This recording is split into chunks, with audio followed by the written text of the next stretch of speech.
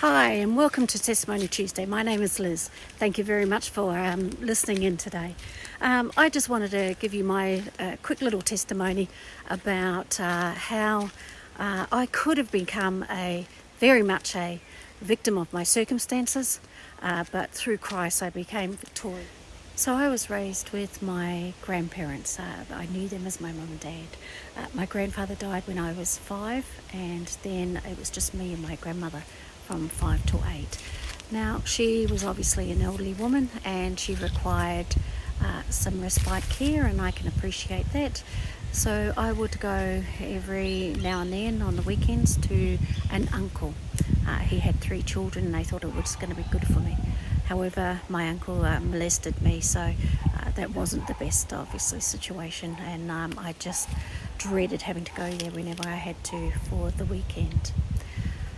My grandmother then went into a nursing home and I became a ward of the state, which is quite strange in the fact that as a ward of the state you become not owned by anyone but the country. So New Zealand basically owned me.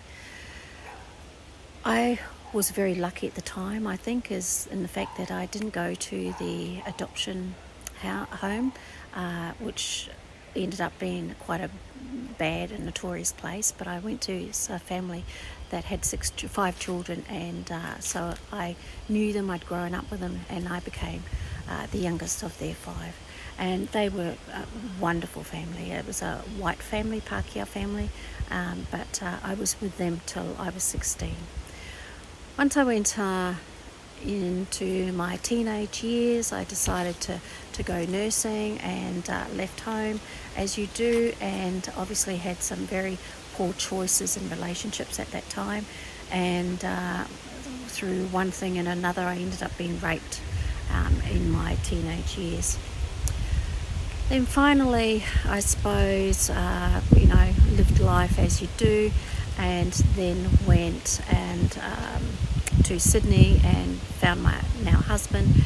We've been together for 30 years, but at the time, very early on in our relationship, it was quite abusive and domestic violence, and I knew that wasn't the life for me, so I really wanted to get out of the situation, and I was planning to leave my husband at that time. I knew that he would hunt me down, so I was just planning on this particular weeks to try and leave him when Bruce actually gave his heart to the Lord, and it was such a dramatic change in his life. I thought, I'm going to hang around and see what's going to happen. So, I ended up giving my heart to the Lord, which is quite unusual, because most people think that it's actually Bruce that I had always been a Christian and Bruce had given his heart to the Lord, but it wasn't that way. It was the actual opposite way.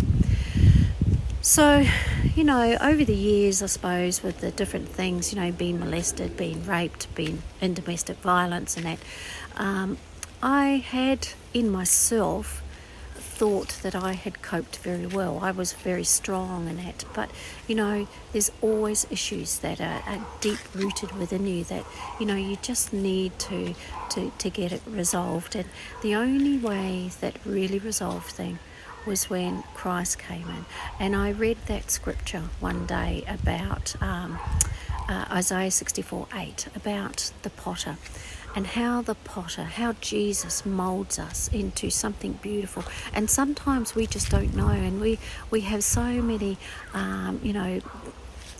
things within our lives and that, like potter, like clay, that but he just molds us, and Lord, and we just have to yield to how he actually works within us. And so that has been one of the things that has really changed my life around, and actually changed what could have been a very bitter, resentful sort of woman, scorned, I suppose, to someone who is able to completely and freely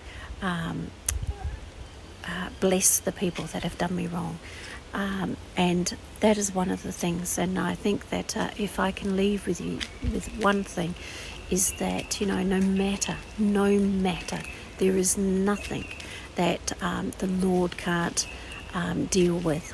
And if you just allow him, these things that have happened in your life, these circumstances that have molded you into the person you are today, these things can be turned around for victory with Christ. You just need to allow him to be there in your life and yield to him.